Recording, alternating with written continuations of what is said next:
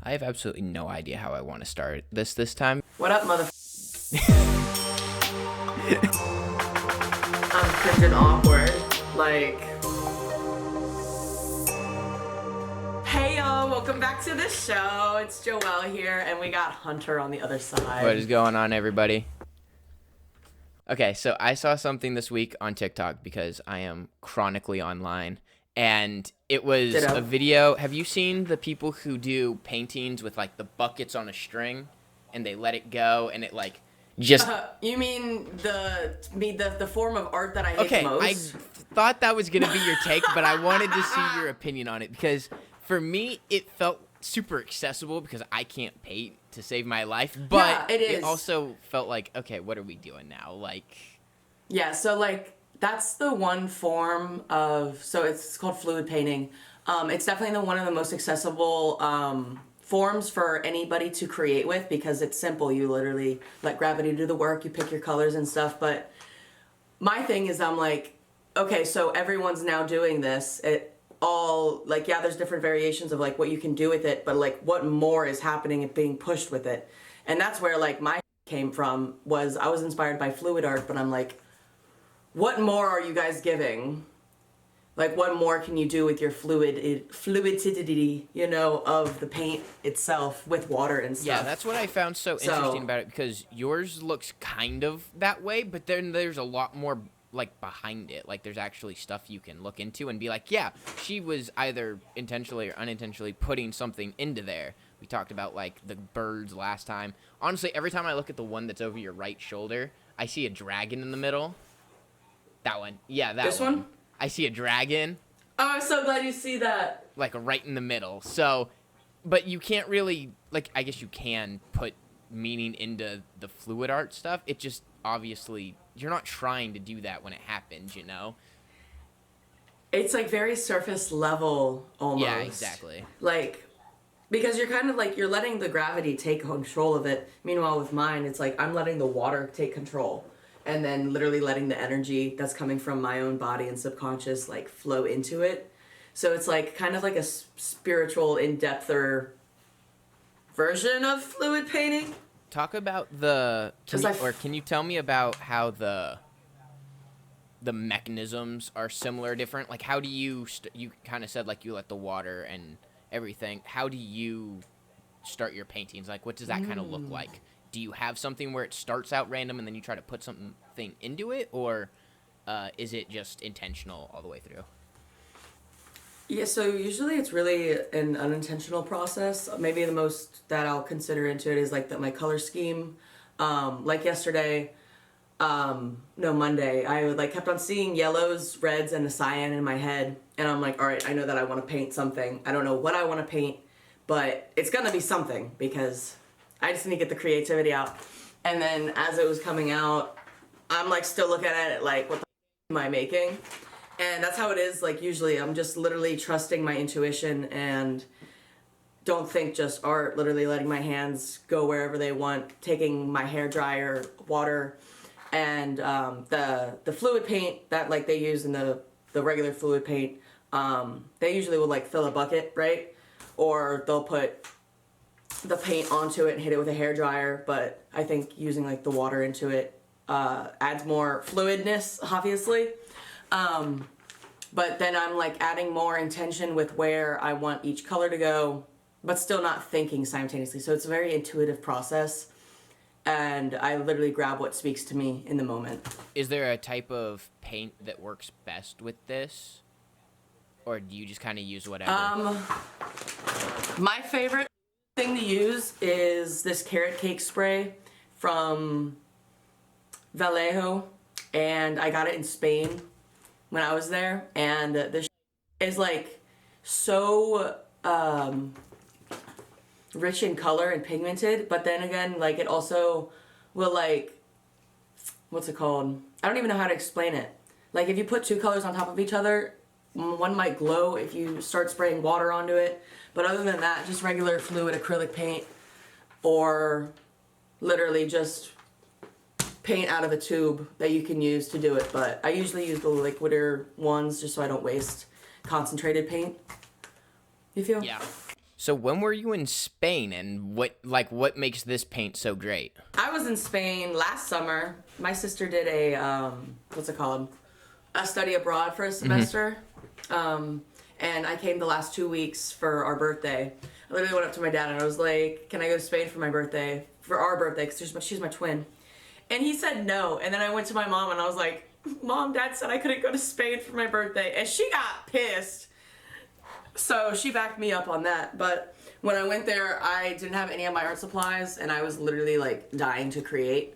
And that led me going to whatever art supply store was there, which was really cool because it was like, I don't even know how to describe Spain. It's beautiful. It's amazing. I loved it. But finding this stuff was fun because then I started playing in my little sketchbook, and that's where like I invented this style of art that I'm kind of making or made. I feel like I've invented my own genre at this point. Do you have to ship that in now then? Is this like an import you have to get regularly, or can you kind of find it here now? I can't find it here. I have to get it from outside the States. Like, I haven't even bought new ones since I've had it. So I've had this for like over almost a year now. Oh, very nice. Okay. So are you running low? Are you getting worried? Like, have you looked where you can find it? Every single place that I can find it, it's like only allowing like some other type of currency to buy it. And I'm like, I don't have Southern African dollars. I can't buy this right now. So yeah, I'm definitely like running on low, but I just add more water into it and it kind of just adds more. So that's kind of nice that I can spread it out more. But the fact that I can't find it in the US kind of sucks, but it's so worth it. How much does, if at all, does like color theory and stuff come in? Like, do you have a lot of formal art education, or is this kind of just something that you let kind of guide you and like, I want these two things to go together right now? Yeah, so I do have formal art education. So I think I said in the last video, I learned a lot in just high school itself. But I didn't go to college for art. I went and got my business degree because it makes sense. But I've always known about color theory. Like this was like one of my first pieces in 2020-ish, 2021. And so like I always know what colors go together just because of photography and stuff. But when you do get into color theory and understanding which colors go together, complements, forgot all the art words. We got complements, we got secondary complements. Basically, like anything that's opposite in the color wheel will look great together. So like if you see that in my art, which you can tell, I always have I have a contrast of colors just because I guess understand color theory, but not a lot of people do. But it's basically, I don't even know how to describe. A lot of it also feels good at the time, or like I'll just grab what other colors like look good. Like yesterday, I literally took just reds, yellows, the magentas I have, and then a little cyan over there, and it looked really nice. And then like there's this piece up here. It has like just the smallest hints of green in it, but it's like so important that I put that in there because it like just not cohesive. What's the word? I don't know. It just blended the whole piece together with like those small little spots of the certain colors in those places, and like recognizing when your piece does need just that tiny little color balance, like imbalance, whatever, is like really important. Because like the piece that I did yesterday, it was like all red and magenta, and then I'm like, it's too much here. There's no composition or flow now. So then I literally just dumped some cyan right into the middle of it, and now it looks like a fish. It's definitely a fish now. I'm getting it. Yeah, I can see it. Oh, wait, I see it. Yeah. Coming like across the middle. Yeah, I see it now. Like his head would be right here, and then it feels like the body's gonna flow down right there. And then I put like some oil paint and stuff on here, but I'm not done with it. Yeah. She's still going. And like this one has like blue And that was like the random color that I grabbed because I was like, something missing. Some blue scribbles up in there will do great. Yeah. To your point, I do think that there's a lot of value in not sticking to the color wheel and like color theory too much. I definitely think there's an importance to using different, like thinking outside the box, right? I play guitar a little bit, and it feels like every time I see an artist who becomes popular, it's because they did something that wasn't necessarily like within the scale, right? They like took something very traditional and they broke it outside of like the expectation. Do you think that that's necessary in art, or do you think we're kind of at a point where we've kind of found everything and now it's just finding your place inside of what we know? So what's amazing about that question is, okay, so basically all of art history is us learning and mastering elements, shapes, principles of art, all the way up to the point that we got a blank canvas and then a blank gallery. So now we're starting to question, okay, what is art? What is art? What can be art? And that's where like, Dadaism came in, because they were literally like, what can art be? It's a banana taped to a wall. Right. Okay, what else can it be now? So now we're at the point where art got so mastered by the masters that we now had a clean slate for everyone to make whatever. And now I think that we're in a point of the universe and like existing where we're in the Aquarian age, and what's gonna get noticed is those out of the box things. If you're doing things that are in the box, you're not really gonna get out of the box and noticed like that. And that's why I think like me just being like an Aquarius rising and having that like that unique out of the box aspect and view, it helps me in my own art, because now I'm able to create things that other artists aren't doing. And that's something that I really value in my art, is that like you go on Instagram and what's blowing up is like the same things. Like, I don't know. I get offended when artists only do like recreation drawings and are like blowing up and stuff, because I'm just like, yeah, you have skill for that, but creative skill. Yeah, social media's really created, we talked about this a little bit last time, but I feel like the copycat culture is coming back. Like, I feel like though, like it is coming back, but also it's gonna stop, because I think TikTok and stuff are like starting to like not boost up that copycat, but still trends are gonna be trends and be copycat. yeah.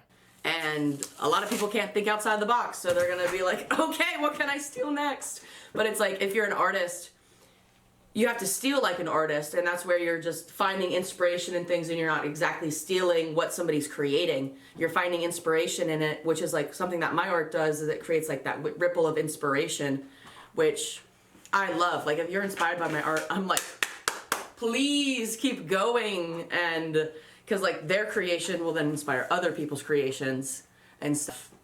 But yeah, it's kind of sad to see how many people like, I don't know. It's not even sad. It's literally the fact that somebody that has half the talent that I would isn't thinking about all the bad things that could go wrong when they're posting their art. So they're able to put their art out there. Unlike me, I'm thinking about every single bad thing that's about to happen or whatever, even though I'm like, what could go bad? I don't know. I'm still worried. So, I don't know. I still give props to anyone that's creating art, because you're creating, and that's a great outlet to make people feel good. No, for sure. I think everyone has to have a creative side. I know when you're in psychology class and everything, they're talking about how some people are left brain, right brain was like the theory for so long, right? Like you're either very good at art or you're good at math. And I feel like that's such a lie sometimes. Like I know scientifically it's a lie. Everyone obviously has capacities for both things, but I feel like people have taken that so to heart, and it's really sad to see people who are naturally gifted and like have such good ideas and just never do anything with it because they were told when they were young that, oh, you're good at math, that means you're not good at painting, or you're not good at this type of art, so you can't be good at other styles of things. Yeah, so it's like, because like I tell everyone, they're like, oh, I don't have an ounce of creativity in my body, and I go, first of all, I have 10 years on you. I have 10 years on your skill. Like, you are a professional in this setting and I'm a professional in this one, but it's like the fact that you literally limit yourself from even exploring the fact that you could do this. It's like, it's your own limiting beliefs, your own limiting belief system, because people were literally taught that if they don't have a natural gift for it, they're not good at it. And I think, like, one thing that I hate about the education system is that they'll realize which kids are good at things, but it's like they're not taught, or like, I don't know how, like if we knew that I was an artist as a kid, I feel like I should have just been put in just specifically like art path things, so I'm honing in on my craft, like that type of shit. But that doesn't happen because America. We've become so focused on this like liberal education idea where it's like everyone needs to be good at everything with like the liberal arts colleges. I feel like not even that. I feel like just like, I remember in 3rd grade just being told like, all right, you're gonna get a job. That's the goal. It's just a job, and not like finding something that you're actually interested and passionate about. Well, because the way I think about it is we're spending so much time trying to get everyone to be well-rounded and to have like, you have to be good at everything. And so people are taking calculus in high school, right? And they have absolutely no intention of using a math-based career at all. And so it's taking away from time that they could be spending doing something that's going to help them in the future. The one thing I always think about is how we don't have like a home ec class or any sort of real like tax education or anything like that. And if there is, it's only for a semester, and it's an extracurricular. It's an extracurricular. I can't say the word that you have to take. See what I was not good at. Yeah, you have to take an interest in it and like go out of your way to add that to your schedule. Whereas kids who aren't even thinking of going to college are taking calculus, and you're so confused looking at them like, what are you ever going to use this for? No. Literally half of the kids in school were literally like, what am I going to use this for? And now that we're out of school, we're like, what were we going to use that for? Like, literally. I think it's great. I think so like when I was younger, my sibling taught me that I had privilege, and that everything that I earned was just based on privilege, not opportunity. But that's a lie. It was all based on opportunity, because we all had the same opportunity in school. We all had that ability to be like, oh, I recognize that this is what I like and what I want to follow. So I took my opportunities and ran with the art. And she had the audacity to be like, oh, this is privilege. But then my friend reminded me, he's like, no, everyone had the opportunity to go hone in on what they wanted. And you literally ran with yours. But it's so unfortunate that people, I don't know, I feel like the education system basically just like, here's these classes that you have to take, and we don't know how they're gonna help you in the future, but they're gonna help you. Yeah, they're just doing it for the sake of doing it at that point, I think. Yeah. Meanwhile, if kids had the opportunity to be like, oh, I'm really interested in sewing, or I'm really interested in, like, because like we have the math, science, English, whatnot, and theater and band, but like, I don't know, I feel like there's so much more depth, and like they have like agriculture classes and shit, but like, I want to teach kids from a young ass age to be gardening, like, right? And it's such a valuable skill. There's so many things. Why are hunting, gardening, and art seen as not art? There was another one. Hold on, it was hunting, gardening, and some other thing, and I'm like, why is that seen as a hobby? That should be a life fucking skill. Yeah, for sure. But obviously, we don't have to hunt anymore because like we're blessed and whatnot, and generations wanted that to not happen, you know, and have us be easier on life. But then they fucked it all up. They fucked it all up. I got a ruler now. So, was it always art for you, or did you kind of have those voices in your, like, people in your life telling you to do other things, or were you just always set? I had people telling me in my life that I should be doing other things than art, and that's definitely one of those things that it's like, oh, you're gonna tell me I can't do something? Tweaking now. I was gonna go into accounting, like. That seemed easy. That seemed great. Like, and why would the would I do accounting if I have no given about numbers? Like, so my parents definitely, oh, I actually thought I was going to be a professional dog show handler for my entire life. That's what I thought I was going to do. Really? And then got to college, and then I was like, okay, maybe I'll do accounting. But then I'm like, nope, it's art. It's art, yeah. I literally thought since I was 10 I was going to be a professional handler. I thought that was going to be my life. So it's like, literally in 2021, I think, I was like I was struggling with leaving the community, or like not feeling like I had to stay and like I owed them something just because I'd spent so much time in there, that I was like, oh, I need to keep doing this. But then I finally went up to some friends last April. I was in like my bodybuilding phase. I was like just starting prep, and I was telling them, I was like, I'm just not feeling the dog shows anymore. And they go, Joe, you have literally accomplished more in your career than we have in our lifetimes. Like, old ladies are telling me this, and I get chills thinking about that, because I'm like, damn, my 10-year career has literally has been filled up that much in the show world, that like some ladies that are like in their 60s and braiding, they're still chasing those goals. And I'm very grateful that I accomplished that. That's fucking slay as shit. But yeah, they told me, they were like, Joe, if you have something that literally lights your heart on fire, please get the fuck out. They were like, please leave. And I'm like, don't gotta tell me twice. Walk me through kind of what that would look like. So let's say you became a professional dog shower. What does your like day to day kind of look like there? Like, what are you do? Like, what would that have been like for you?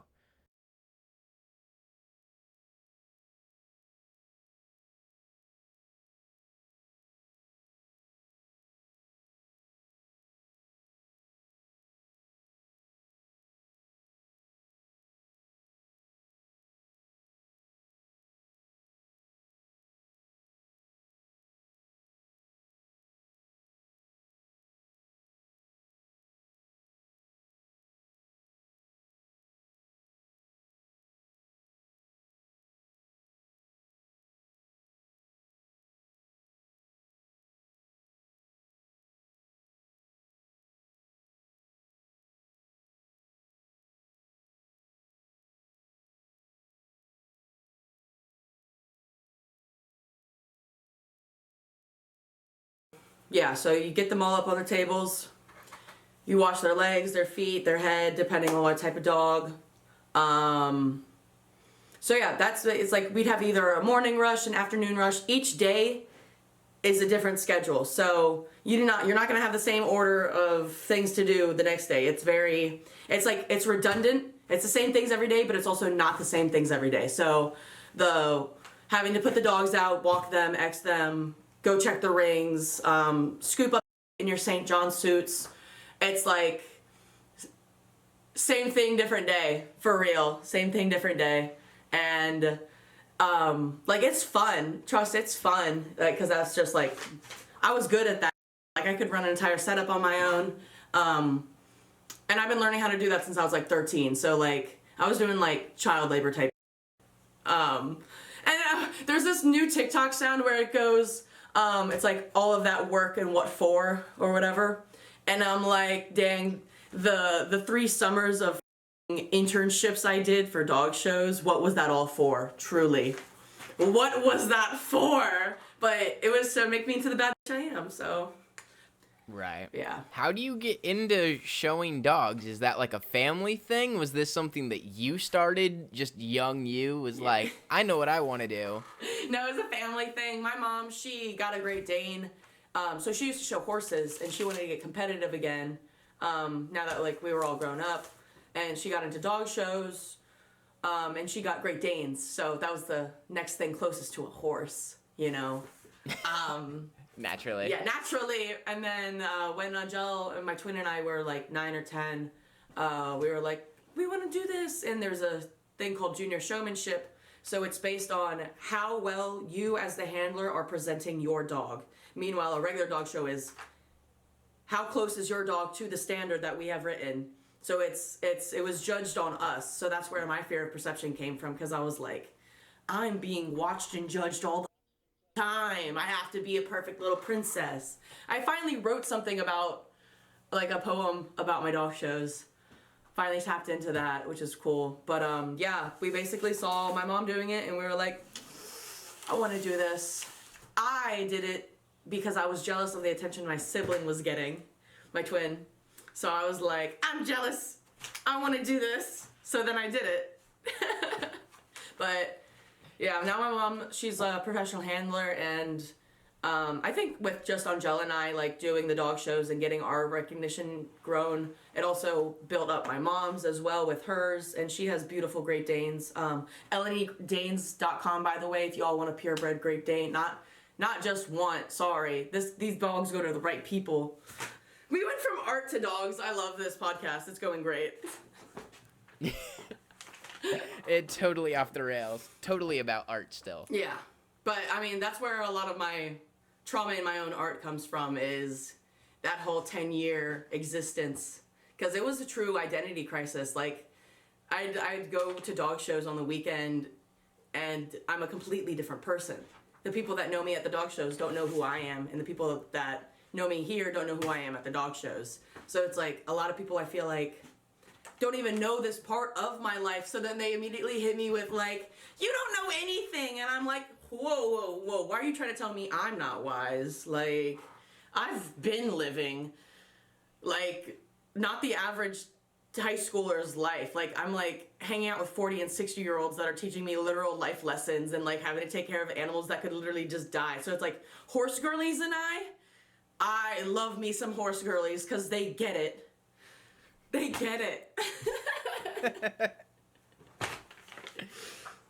So are dogs something you consciously steer away from in art then? Or is it just like, is it two different things in your life? Do you try to keep them separate? Or does it ever like cross over? Is that something you like think about? They cross over because, you know, the people that are handling dogs aren't the crazy ones. It's the people that own the dogs that are the crazy ones.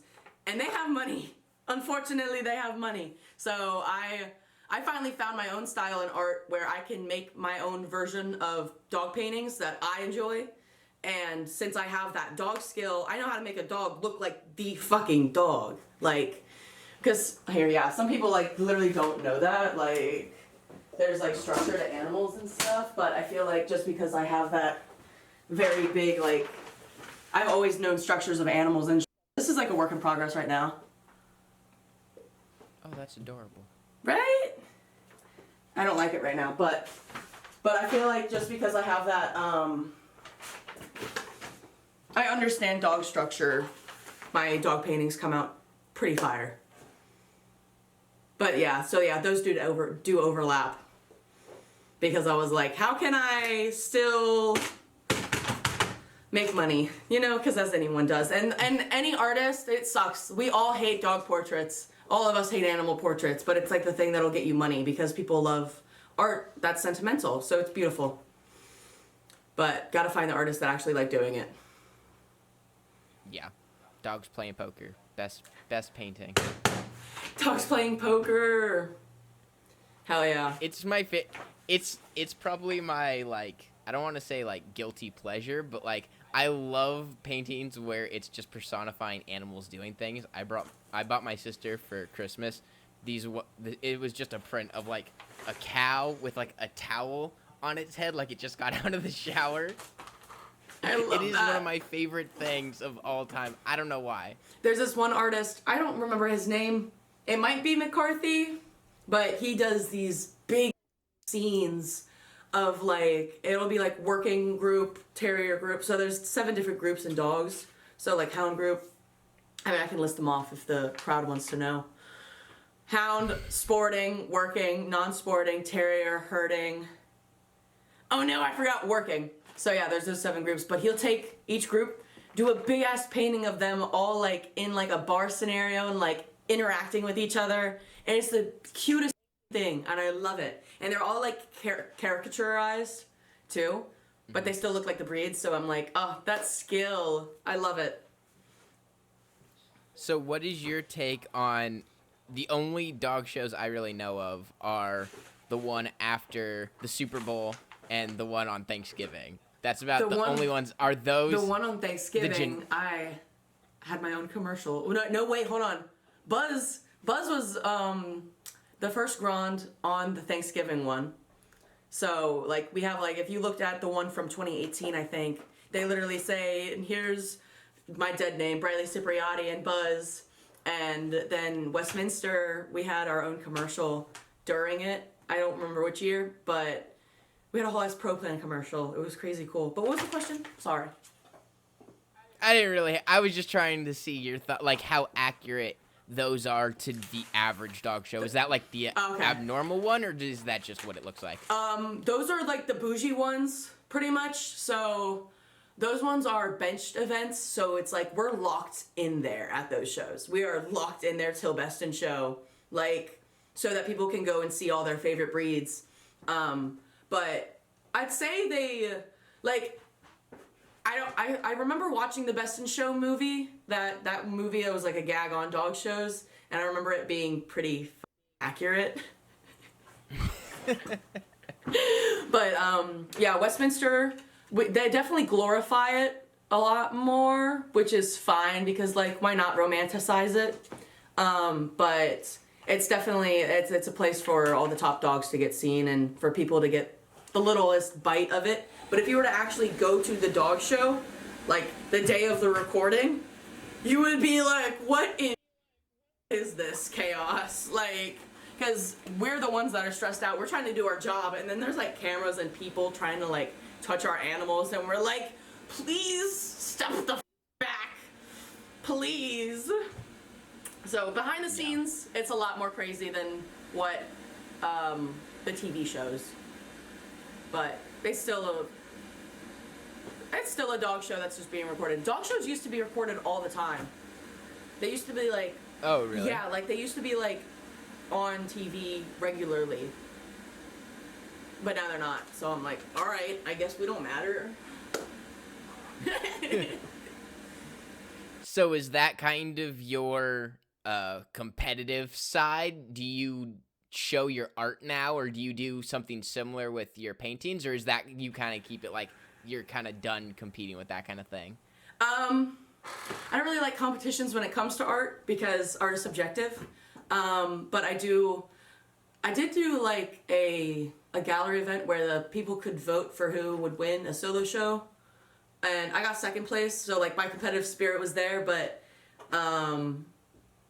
I'd say the competitive spirit comes more out in the bodybuilding than it would art, because it's like I'm not trying to be better than anyone with my art. I'm just trying to do me, you know? So it's like I don't see anyone as a threat or anything. Or maybe I should actually brainwash myself into a competitive mindset. You got me thinking now, Hunter.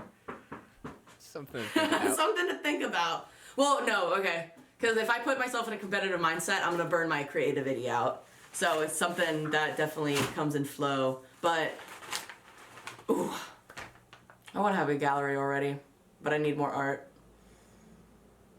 I'm lost now, so what's up?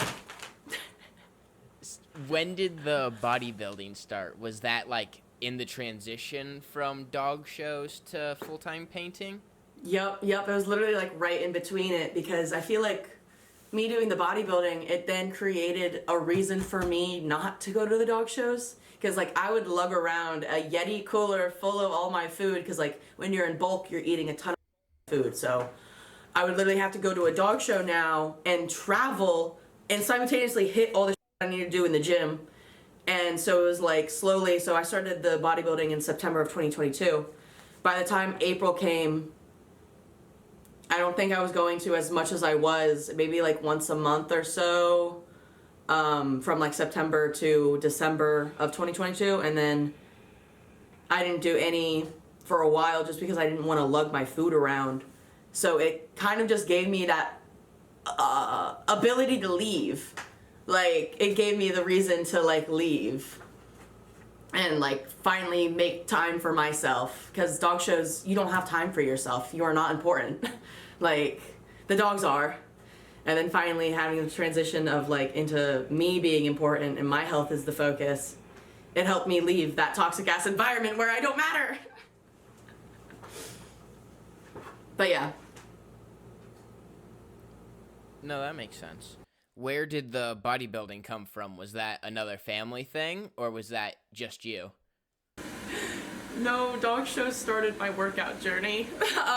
So when I say dog shows are the root of everything, dog shows are the root of everything. So basically, 2019, I worked a summer, and we'd have to basically like every time that summer, the water spigot was at least a mile away from wherever we were set up, and I'd have 2 5-gallon jugs I had to fill up every day. And one thing about me is I'm not gonna like out. I'm gonna carry those or get a skateboard and a dolly and work smarter, not harder. And then finally, like, sick of not being able to do it in one go like a farmer carry. And so I finally went home that summer after my assistantship and was like, Dad, we're going to the gym. And then we started going to the gym, and then it built a stronger relationship between my dad and I, which was pretty awesome with the quality time and finally doing something that was in his interest. So yeah, it all started because I couldn't carry 5-gallon water jugs for a mile, and I was like, I need to be able to do this. So then that summer, or that fall of 2022, I told my dad, I was like, I want to bulk because I want to get a fat.